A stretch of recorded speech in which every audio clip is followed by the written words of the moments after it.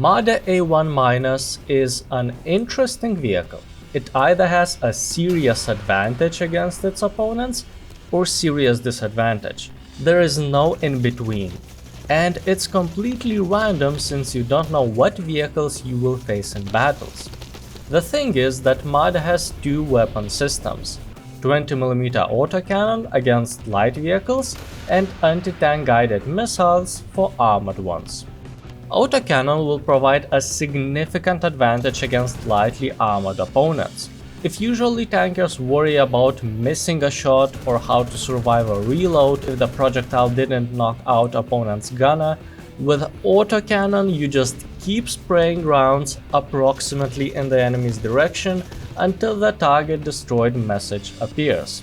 It's that simple.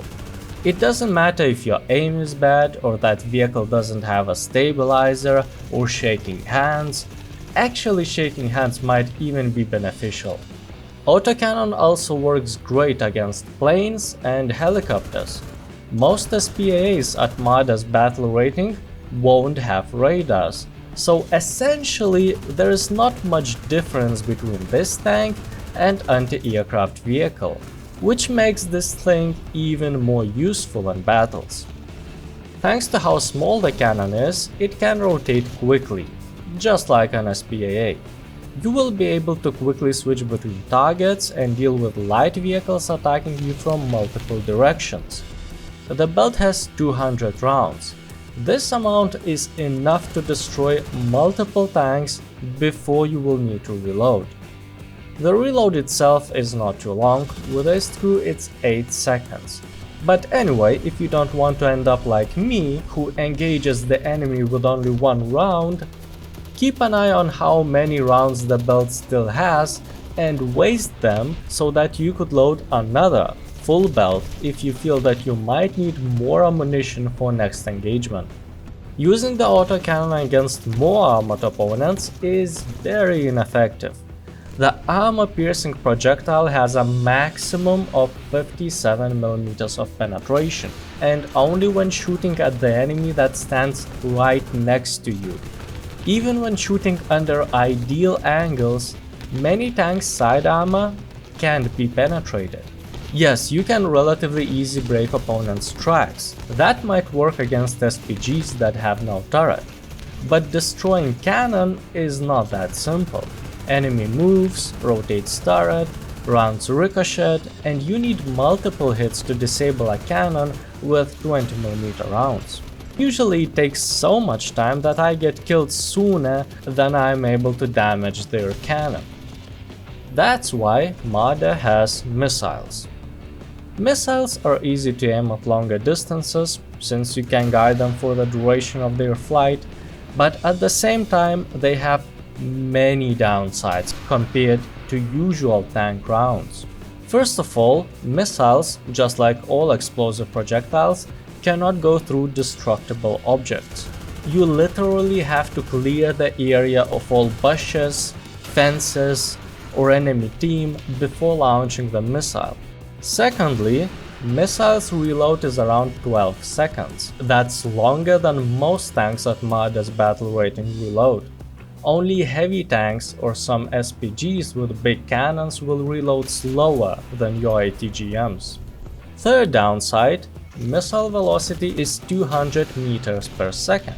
That's slower than any usual projectile. Even if you launch the missile first, opponent's round might kill you while you are still guiding the ATGM. Or the opponent can hide behind cover right after shooting, while your vehicle's movement can mess up your aim, which leaves you more vulnerable for the duration of the missile's flight. Fourth downside, you cannot launch ATGMs while moving. You can start moving and guiding the missile after launching it, but in order to fire it, the vehicle will have to come to an almost complete stop. While there are not many tanks that have stabilizers at Marder's battle rating, but you will be facing them from time to time. And you can imagine how disadvantageous your situation is when your opponent can fire as soon as he notices your tank, and you need to stop first and then guide that slow missile. Fifth downside, usual tank rounds cannot be shot down, while the opponent can simply use a machine gun to destroy your ATGMs. And the final downside, Marder can have only 4 missiles, and considering that you might need multiple hits to destroy a vehicle, you can miss and ATGMs can detonate on various fences, you will be running out of them constantly. It's not very pleasant to have no missiles when it's the only weapon you have against armored opponents. I kept returning to the captured point for additional missiles more than I would like to. On some maps, it's easier to find a cover near a captured point and just commit to defending it until the end of a match. And the bonus downside, the launcher is located on the right, so when you hide behind cover that's on your right, you might end up detonating the missile into that cover instead of the enemy. It might be okay if the cover is your enemy, but something tells me that you'll prefer to use it against opponents. That might sound like a lot of downsides, but missiles are the only thing you can effectively use against armored opponents. And there will be a lot of armored opponents since you will often be playing against Soviets. The good thing is that ATGMs have 530mm of penetration, so you only need to think about where you want to hit the enemy and don't need to worry about the opponent's armor here. The damage is quite reliable for a heat warhead. Hit the enemy in the right spot and you can expect one-shotting it in majority of cases. Speaking about one-shots, have you seen the armor on this thing? Well, I wouldn't be surprised if you didn't, because it's so thin that you don't need to use the X-ray view to look inside it. I was even forced to put my pay-to-win Elysium stickers to make sure that crew members have at least some protection. Frontally, there are a couple of plates that are 32mm thick, while the rest of the vehicle consists of 11 and 15mm plates. Thanks to good slopes, you will resist high-caliber machine guns as long as you face the enemy, but when attacked from behind or side, even they will pose danger. Thin armor also makes you vulnerable to planes. Luckily, you have an autocannon, so planes are also risking if they choose to attack you.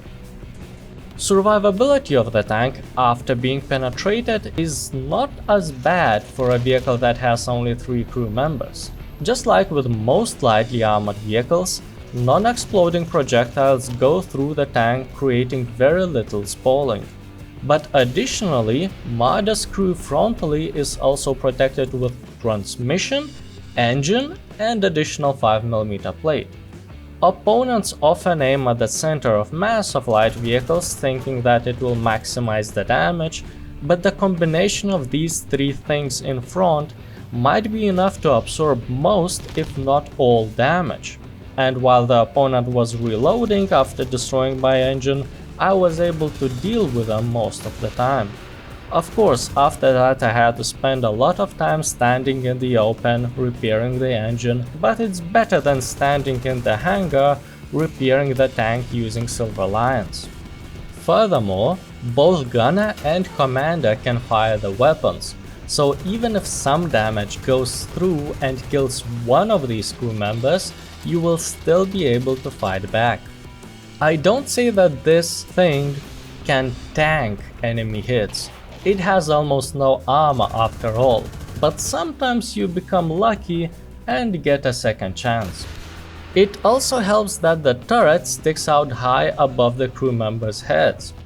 Unless you are hit with explosive rounds, there is a chance that the projectile will go through the turret without killing the crew. So by playing hull down, you can minimize the risk of being involuntarily sent to hangar. Gun depression is minus 17 degrees. That's a lot. Unlike human depression, gun depression is extremely useful, especially for vehicles like this one. It allows you to use even very steep hills as a cover and still be able to aim the cannon at opponents behind it.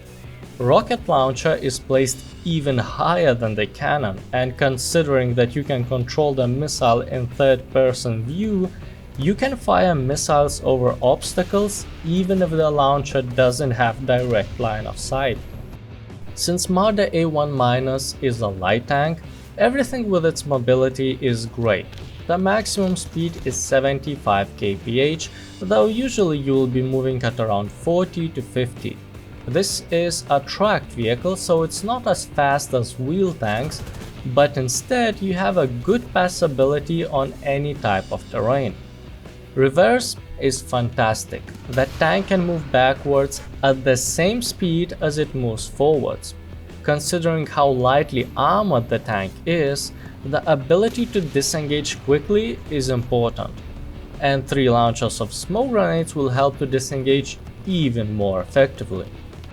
Laser rangefinder that automatically adjusts the sight somewhat helps to fight distant targets, though already low 20mm projectiles penetration gets even worse as range increases.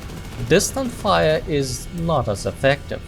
Even some light vehicles can be difficult to penetrate, so despite the rangefinder, missiles are more comfortable weapon to engage targets that are very far away. The tank has 2 low-caliber machine guns. Since you have an autocannon that is way more effective against light tanks and planes, these machine guns are almost useless. And that's probably an understatement, because the one at the back of the vehicle blocks the view of your cannon, making you unable to fire right behind the tank. In arcade, thanks to engine boost, the tank becomes even more mobile. This allows you to go towards enemies and die even faster. You thought standing in the open guiding the missile in realistic was bad? How about standing in the open guiding the missile while all enemies can see your name tag? Additionally, because of name tags revealing your location, you cannot flank effectively. That significantly limits what you can do with low penetrating autocannon. On a good note, you are one of the most effective vehicles to fight enemy planes. Probably Marder is better than SPAAs in this game mode. Since you are not fighting only planes, you still have some ability to fight tanks with missiles. At the same time, nobody cares about their temporary planes in arcade, so opponents will bravely attack you more often just because they will see that this is a light tank.